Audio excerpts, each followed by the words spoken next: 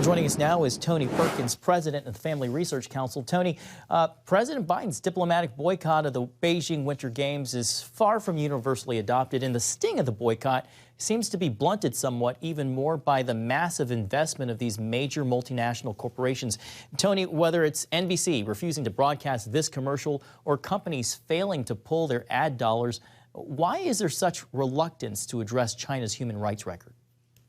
John, that's a really good question. I was actually talking with Congressman Waltz the other day after they rejected his ad. Great ad. And of course, he's a congressman that's been on this issue of China and this intertwined relationship. And it's a hypocrisy. There's a lot of hypocrisy here because these are many of the same companies that are all about social justice here in the United States. While in China, we have, not just the Uyghurs who are in these concentration camps, re-education camps, they call them, and we have Christians who are about to undergo another wave of restrictions soon as the Olympics are over. But I think, John, but to realize that it's not just the skiers that are headed downhill, so are NBC's ratings for the Olympics. The opening night scoring the lowest viewership ever. So while these corporate American corporations ignoring the plight of the persecuted, I'm not sure they're reaping a lot of profits.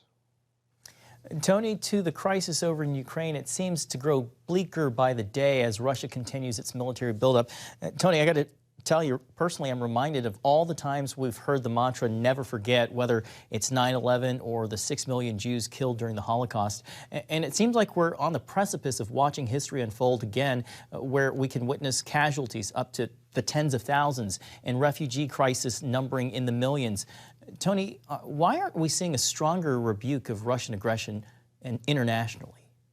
Well, I think you see the European Union trying to step forward to provide some form of leadership. Frankly, this in large part has the stage has been set by America's weakness that was on full display in the withdrawal from Afghanistan. So I think that's not the only factor, but it is a major factor. And America is no longer providing international leadership when it comes to this issue. In many ways, I know there's a lot of diplomatic conversations going on, but we're really bystanders. We're on the sidelines watching this unfold, helpless to prevent what you just described could be another tragedy there in Eastern Europe.